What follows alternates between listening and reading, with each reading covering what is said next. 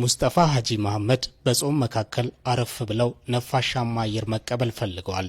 ለዚህ ደግሞ በቡታጀራ ከተማ ቤታቸው አቅራቢያ የተሰራው ከተማን የማስዋብ ፕሮጀክት አካል የሆነው ስፍራ ምርጫቸው ሆኗል።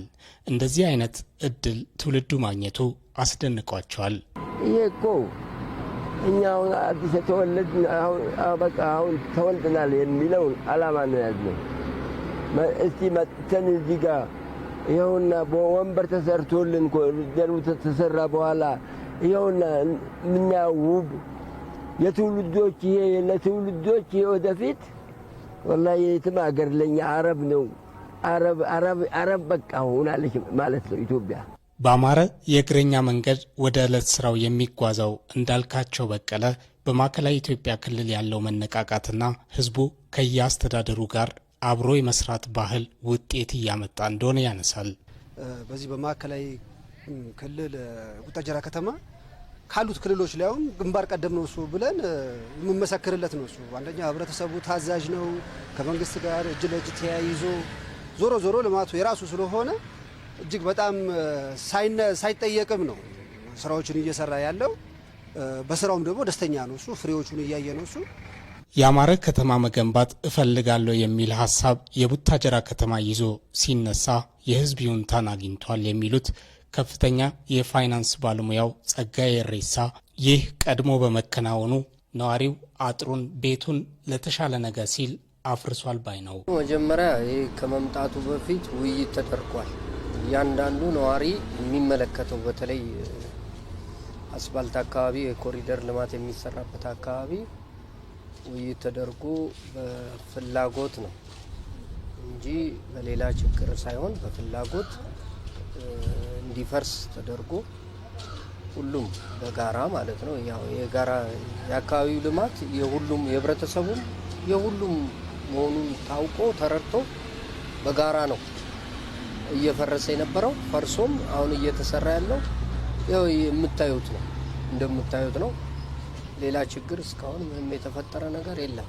የቡታጀራ ከተማ አስተዳደር ከንቲባ አብዶ አህመድ የሚመጣውን ለውጥ ካሁኑ የገመተው የአካባቢው ህዝብ ሁሉንም አይነት ድጋፍ በማድረጉ አዲሷ ቡታጀራ እየተገነባች ነው ብሏል። ኮሪደር ልማት አጠቃላይ ከተሞችን ከእርጅና የታደገ ስራ መሆኑን ከዋናው መዲናችን አዲስ አበባ መረዳት እንችላለን፣ ማየት እንችላለን። ይህንን ተከትሎ በርካታ ከተሞች ይህንን ተሞክሮ ወስደው ወደ ተግባር መቀየር የቻሉበት ነው።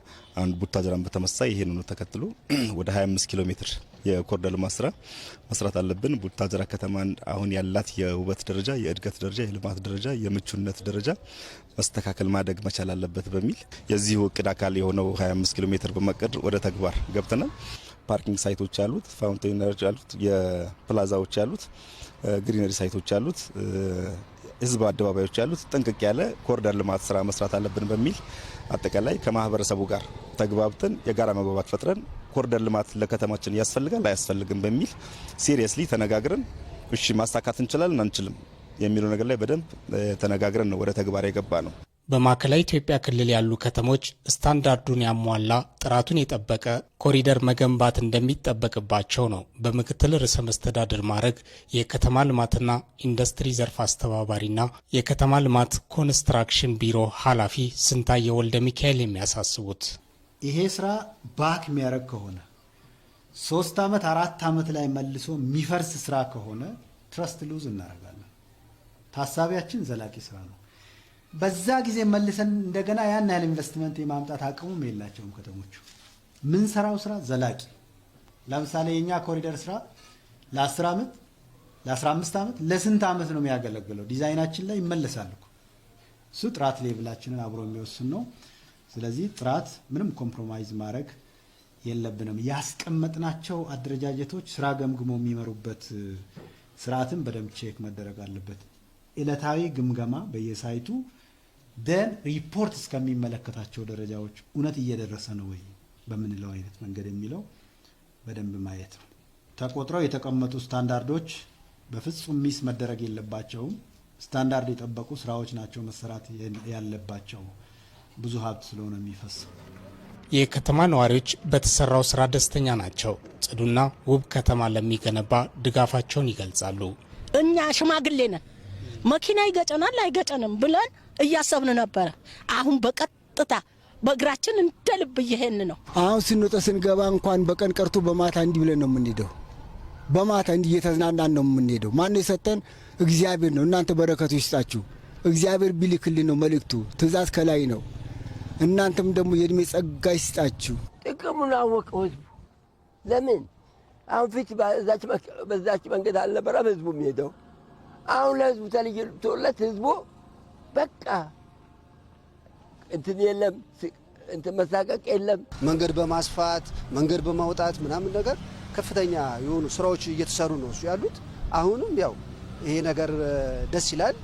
ያው መንግስትም እንዳጠቃላይ ባወጣው መመሪያ መሰረት ተግባራዊ እያደረገ ስለሆነ እጅግ ደስ ነው የሚለው። ብዙ መሰረተ ልማቶችን፣ ንግዶችን፣ አጠቃላይ የከተማውን እድገት የሚመጥን ስራ ነው እየተሰራ ያለው። ቡታጀራ ከተማ ከትላንት ዛሬ አምሮባታል። የነገ ህልሟም ይበልጥ ማማር፣ ይበልጥ መመቸት እንደሆነ ያሳብቃል። ለደቡብ ቴሌቪዥን ዜና ሲሳይ ደበበ ቡታጅራ።